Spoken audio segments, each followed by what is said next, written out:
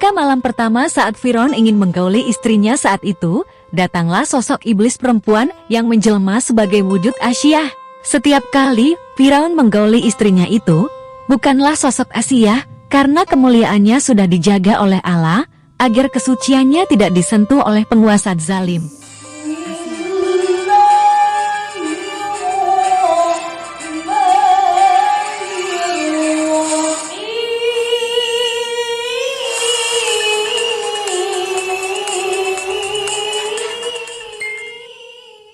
Asyah binti Muzahim adalah seorang wanita mulia yang namanya pernah diceritakan Rasulullah Shallallahu Alaihi Wasallam.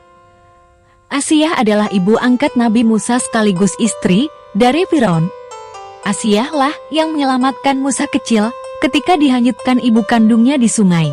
Kisah ini bermula ketika Firaun ditinggal mati oleh istrinya dan ingin mencari istri yang baru. Pada suatu hari, Firaun memerintahkan kepada salah seorang menterinya bernama Haman untuk datang dan melamar seorang perempuan bernama Asyah. Tapi lamaran Firaun ditolak oleh Asyah karena ia tahu bahwa Raja Mesir ini adalah orang yang buruk sifatnya. Mengetahui lamarannya ditolak, Firaun pun marah lalu mengutus bala tentaranya untuk menangkap orang tua Asyah. Mereka pun dipenjara dan disiksa.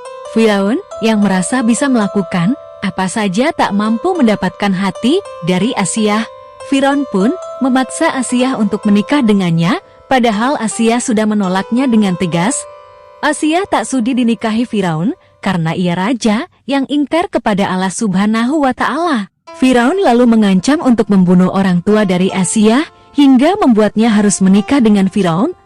Asyah binti Muzahim adalah salah satu contoh yang bisa diteladani oleh orang-orang yang beriman, khususnya kaum wanita. Meski berstatus istri Raja Mesir yang kafir, namun Asyah memisahkan diri dengan suaminya dalam kekafiran.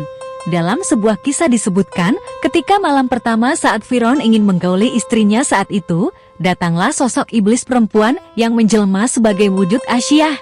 Setiap kali Firaun menggauli istrinya itu, bukanlah sosok Asyah, karena kemuliaannya sudah dijaga oleh Allah, agar kesuciannya tidak disentuh oleh penguasa zalim. Asyah secara diam-diam beriman kepada syariat Nabi Musa alaihi salam. Asyah juga menyembunyikan keimanannya di hadapan Firaun karena mengaku Tuhan yang wajib disembah.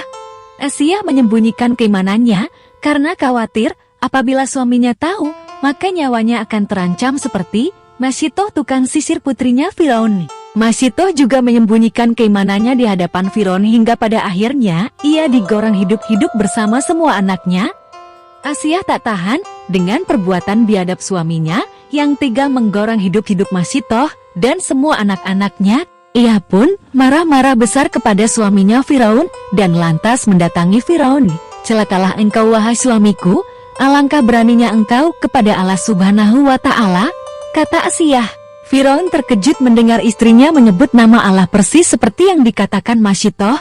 Firaun pun marah kemudian meminta Asyah menarik kata-katanya kembali, tapi Asyah tidak menurutinya. Akhirnya, Firaun pun semakin marah mendengar perkataan Asyah hingga ia mengusirnya. Keesokan harinya Firaun mengumpulkan seluruh pejabat-pejabat Mesir dan bertanya pendapat mereka tentang Asyah binti Muzahim. Mereka menjawab dengan pujian-pujian, karena Asyah dikenal sebagai seorang wanita yang baik. Firaun berkata bahwa Asyah telah menyembah Tuhan selain dirinya, maka pejabat-pejabat Mesir itu meminta Asyah harus dibunuh. Akhirnya, Asyah ditangkap dan tubuhnya diikat di sebuah batu, kemudian dia dibawa ke tengah padang pasir yang sangat panas. Asyah ditinggalkan dengan posisi dirinya terikat di bawah terik matahari padang pasir.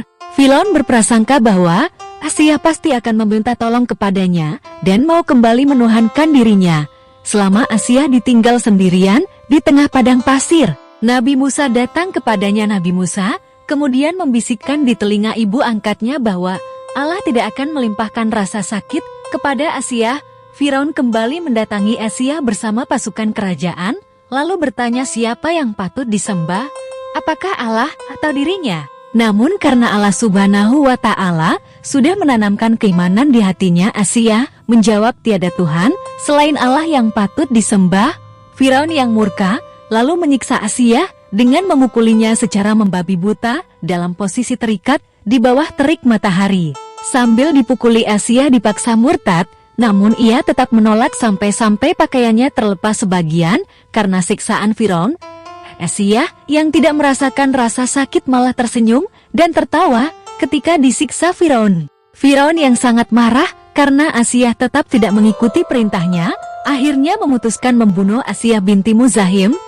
Asia yang mengetahui ajalnya sudah dekat, lalu mengangkat wajahnya ke langit dan berdoa kepada Allah Subhanahu wa Ta'ala. Asia meminta untuk dibangunkan sebuah istana di surga untuknya.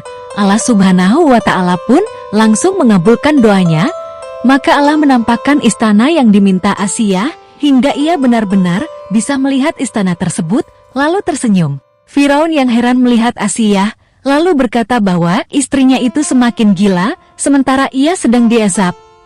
Asia binti Muzahim pun dibunuh oleh Firaun beberapa saat setelah ia melihat istana untuknya.